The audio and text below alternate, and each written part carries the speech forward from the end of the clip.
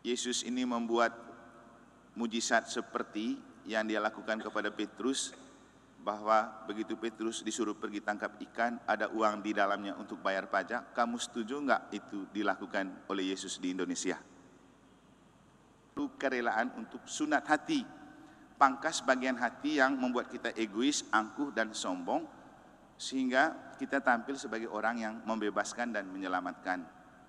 Kemudian yang kedua, untuk menjadi pribadi yang solutif bukan polutif, selain sunat hati, kalau kita mengacu pada Injil, haleluya, haleluya, Tuhan bersamamu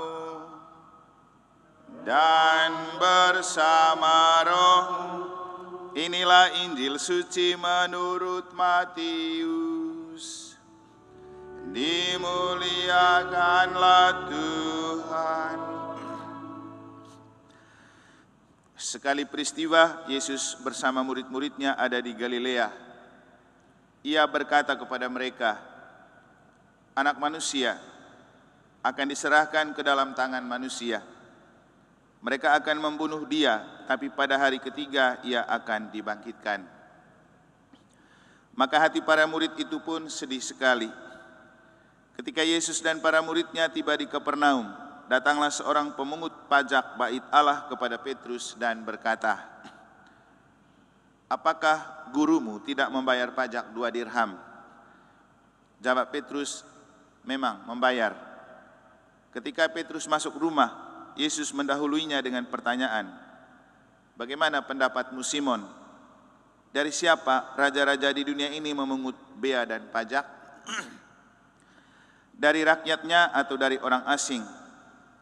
Jawab Petrus, dari orang asing. Maka kata Yesus kepadanya, jadi bebaslah rakyatnya. Tetapi agar kita jangan menjadi batu sandungan bagi mereka, pergilah memancing ke danau, dan ikan pertama yang kau pancing, tangkaplah dan bukalah mulutnya, maka engkau akan menemukan mata uang 4 dirham di dalamnya. Ambillah itu dan bayarlah kepada mereka, bagiku dan bagimu.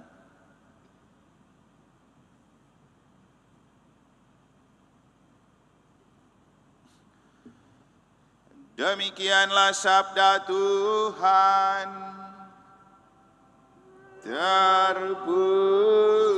Terpujilah Kristus.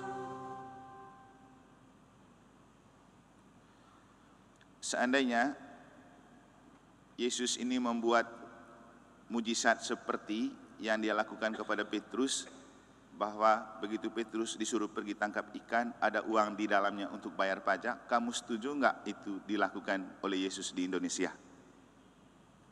Setuju? Ibu Dice, setuju? Setuju nggak? Pak Geriks? Frater Dani? Setuju? Seperti banyak yang bebas rakyat Indonesia. Kalau saya tidak setuju, kenapa? Nanti kan uangnya koruptor yang makan. Setelah itu diampuni lagi koruptornya. Makanya Yesus pasti tidak mau buat itu di Indonesia. Karena bukan untuk mensejahterakan pemerintah dan rakyat. Pemerintah bukan dalam arti pejabat, pemerintahan, tapi pasti dimakan oleh para koruptor. Maka Yesus pasti tidak akan buat mujizat begini di Indonesia. Okelah, kita jangan bicara yang itu. Para frater dan Bapak Ibu Saudara-saudari, saya lebih tertarik untuk mengajak kita itu untuk memaknai satu hal ini.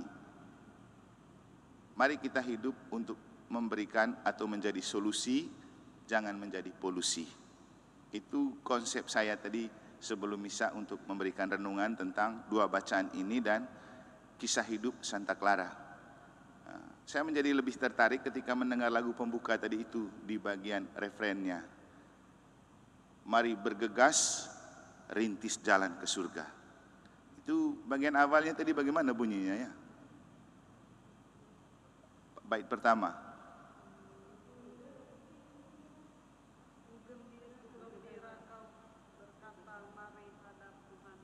Hah?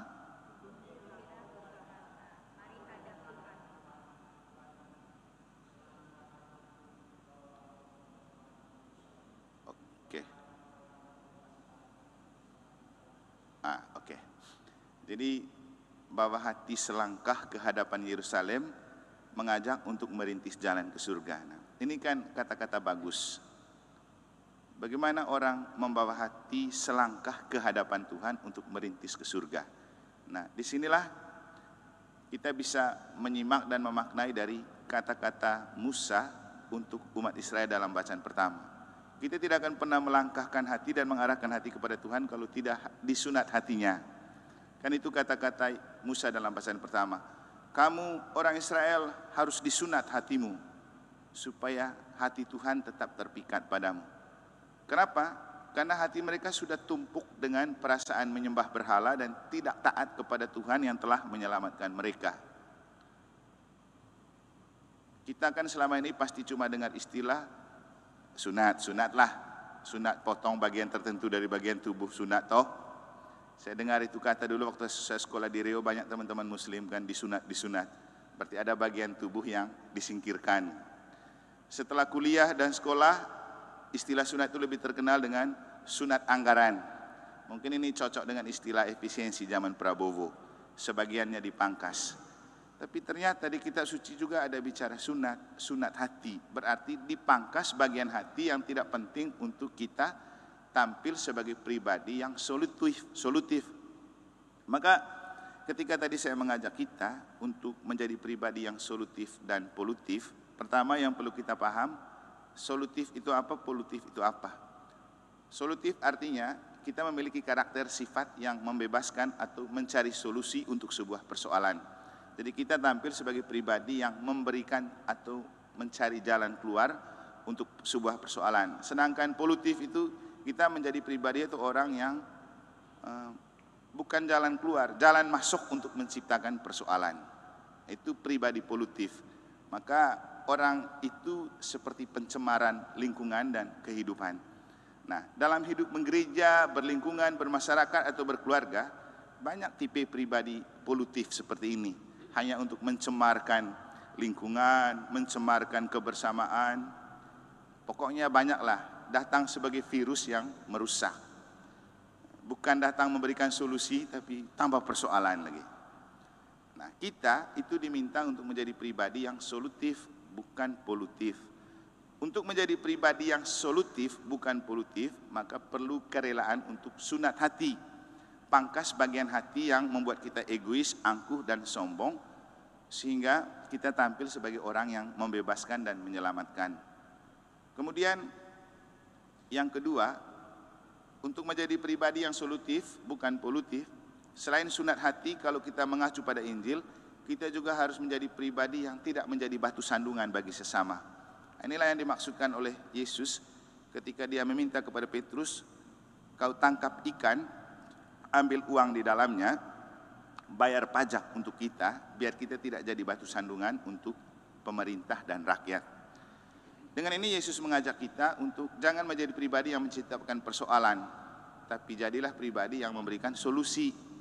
Jangan membuat polusi, tapi beri solusi. Caranya jangan menjadi pribadi batu sandungan. Nah, ini yang jadi masalah. Seringkali kita menjadi pribadi bukan memberikan solusi, tapi menjadi batu sandungan. Sudah tahu orang punya persoalan, kita tambah rumit lagi mempersoalkan dan menambah persoalan. Kan seringkali saya bilang, kita selalu kalah dengan Pegadaian yang punya prinsip mengatasi masalah tanpa masalah. Kita seringkali tahu ada masalah, tapi bukan mencari solusi atas masalah, mempermasalahkan lagi. Bahkan tidak ada masalah pun tetap dipermasalahkan. Hasilnya ya memang menciptakan masalah di atas bukan masalah. Jadi apa yang disampaikan oleh sabda Allah pada hari ini sangat relevan dan aktual untuk kita. Kita perlu merintis jalan ke surga. Dan kita rintis itu di dunia ini dengan cara sunat hati, dengan cara menjadi pribadi yang tidak menjadi batu sandungan untuk sesama, dan juga dengan cara ini yang kita pelajari dari Santa Clara. Di sini umat Santa Claranya siapa saja ya? 2 saja. Berapa orang? Saya sebenarnya mau tanya, kamu tuh tahu nggak kenapa pelindungnya Santa Clara?